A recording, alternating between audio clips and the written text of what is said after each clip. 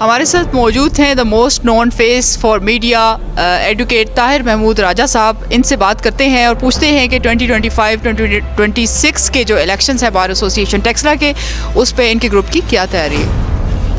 अल्हम्दुलिल्लाह बारी ताला का फजल मोहम्मद वाले मोहम्मद के सदके हमेशा की तरह इस बार भी प्रोफेशनल लॉयर फोरम भरपूर जीम के अंदर रहते हुए और तरक्की की मनाज़िल तय करते हुए इंशाअल्लाह ताला इस इलेक्शन में भी टॉप टू बॉटम जीत की सूरत में इस बार को, इस तहसील को, उन तमाम तर मजलूमों को जिनका कोई सहारा नहीं, ये खुशखबरी देगा और इलेक्शन हम जीतेंगे। सर, देखने में आया है कि प्रोफेशनल लॉयर फोरम हमेशा नए आने वालों को प्रोजेक्ट करता है। क्या वजूहात हैं कि दूसरे ग्रुप्स में वो चले जाते हैं? देखें, बार के अंदर दो नज़रिए खड़े हुए हैं और किसी शख्स को, ये वो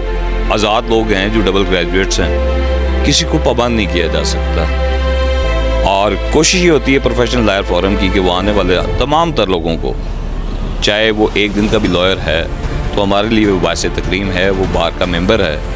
तो वोट उसकी भी उतनी है इम्पोर्टेंस। और एक बंदे की अगर 40 ईयर स्टैंडिंग है तो उसकी वोट का भी वेट वही है।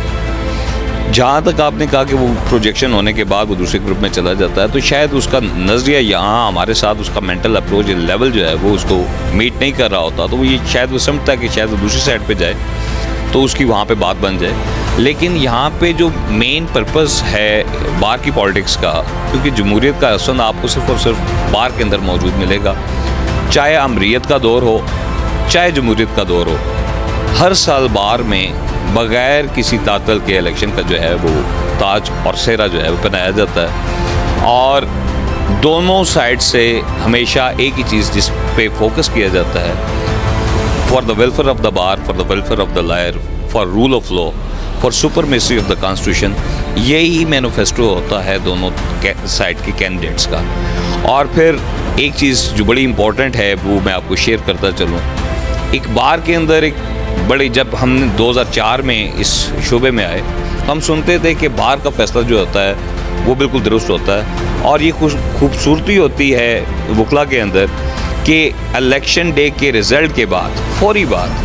हारने वाला जीतने वाले को जो है वो खुशामदीद भी करता है और बगलगीर होता है, और उसका उसी तरह सेलिब्रेशन हो रही होती है जैसे ये उसका कैंडिडेट है। और बार के इलेक्शन वाइंड अप होते साथ जो ही ऑफिशियली रिज़ल्ट अनाउंस होता है तो ग्रुप्स अल्टीमेटली जो है वो ख़त्म हो जाते हैं, क्लैप्स कर जाते हैं, और बार का सदर सेक्रेटरी पूरी बार का सदर secretary. Sir, bar association Taxila से बैरिस्टर अकील मलिक साहब MNA हैं आजकल, आप क्या समझते हैं वकला बरादरी ने उनको कितना सपोर्ट किया है? जी, मैं तो MNA वो बाद में है, पहले हमारा भाई है और इस बार का फ़ख्र है,